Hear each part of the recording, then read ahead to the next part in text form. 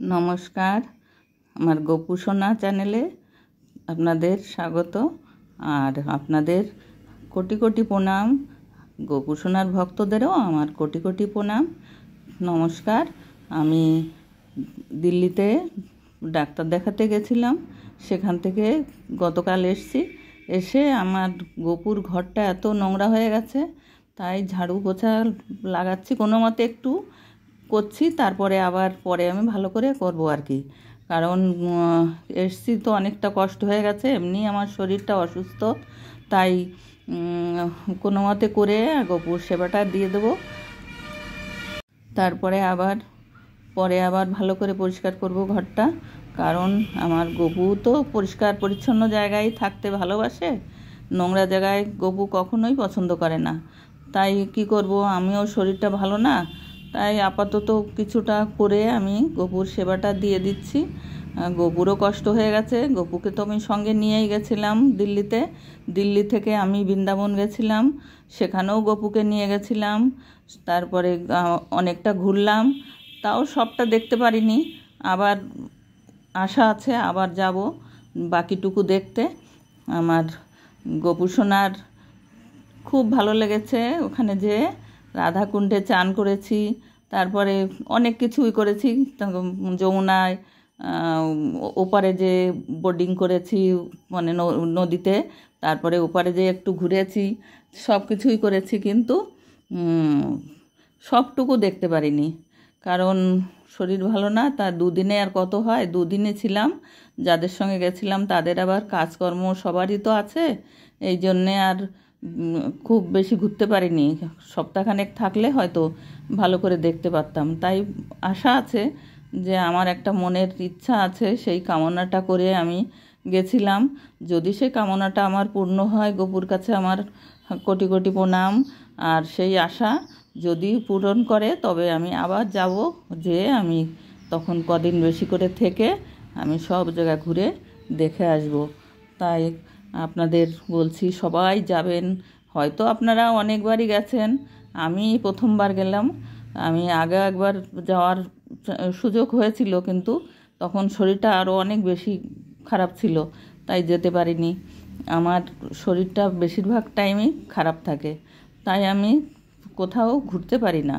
তাই এবার অনেক মনের সাহস নিয়ে আমি বললাম আমি যাবই। তা আমার গপুর অনেক দয়া, তাই আমাকে নিয়ে গেছে গপু না নিলে তো আমি যেতেই পারতাম না। আমার গপু হারিয়ে গেছিলো পথে যেতে যেতে, কিন্তু 1 ঘন্টা পরে আবার আমি গপুকে খুঁজে পেয়েছি। মানে গাড়িতেই ছেড়ে গেছিলাম, সেই গাড়িতে ফোন করলে তখন গাড়িওয়ালা 1 ঘন্টা পরে আমার গপুকে আমার কাছে আবার ফিরিয়ে দিয়ে যায়।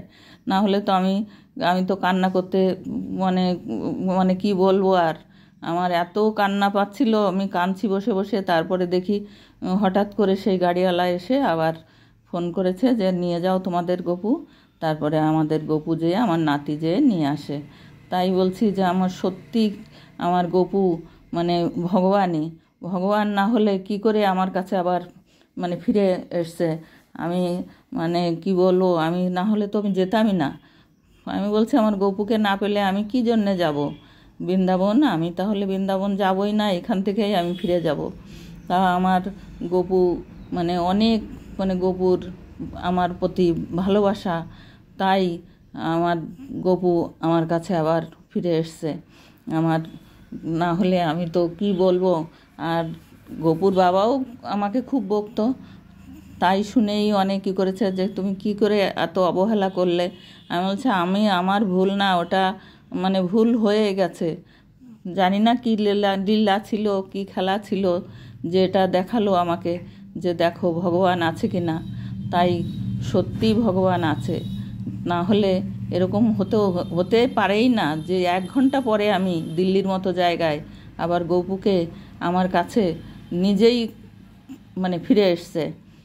আমার অশেষ মানে সেই লোকটাকে ধন্যবাদ, যে আমাকে মানে দিয়ে গেছে গপুকে।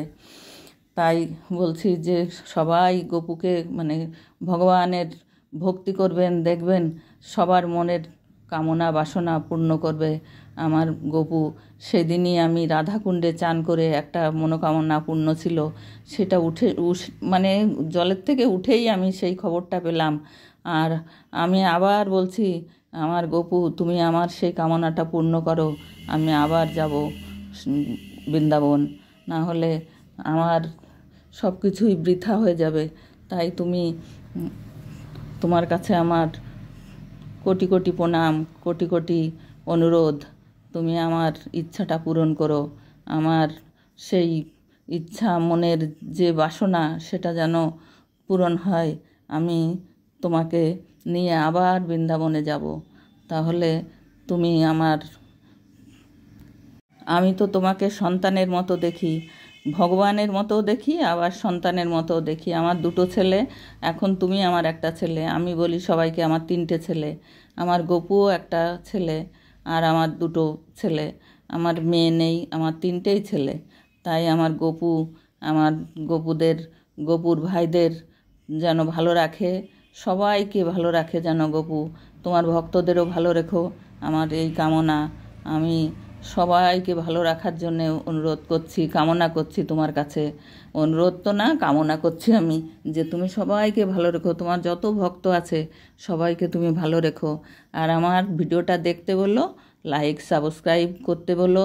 আমি সেটাও অনুরোধ করছি তোমার ভক্তদের কাছে, যেন আমি এই যে দেখো, ঘিয়ের প্রদীপ জ্বেলেছি, ধূপকাঠি জ্বালিয়েছি, তোমাকে চান করালাম। তারপরে এখন তোমাকে পাকা আম উঠেছে, কালকে নিয়ে এসছে, তাই আজকেই আমি তোমাকে আগে প্রথম আম দিলাম, যে আমার গপু আগে আম খাক, তারপরে আমরা খাবো। আর কালকে ভেবেছি দুধ দিয়ে গপুকে সেবা করাবো। আমার গপু অনেক ভালো। আমি এখনও, আমার গপু ছোট্ট তো, তাই আমি এখনও অন্ন প্রসাদ দেই না। ফল প্রসাদ, তারপরে মিষ্টি প্রসাদ, এইসবই দিয়ে আমি ভোগ লাগাই।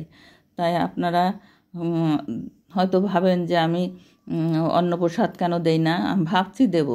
এবার কার্তিক মাস আসলে, দামোদর মাস আসলে, আমি এই দামোদর মাসের থেকেই আমি অন্নপ্রসাদ দেওয়া শুরু করব আমার গপুকে। কারণ আমার গপু তো এখন বড় হয়ে যাচ্ছে।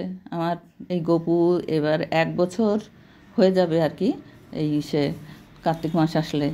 তাই আমি গপুকে ওই 1 বছরের ইসেই আমি অন্নপ্রসাদ দেব গপুকে।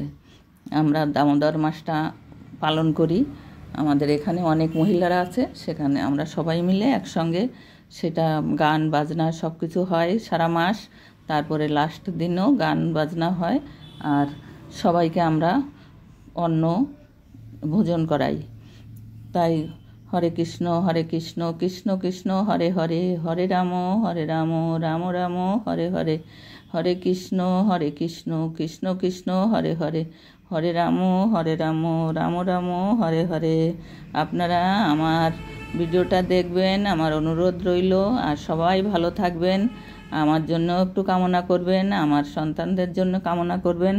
আমার গপুর কাছে তো কামনা আছেই, তাছাড়াও আপনাদের কাছেও, আমার গপুর ভক্তদের কাছেও আমার অনুরোধ।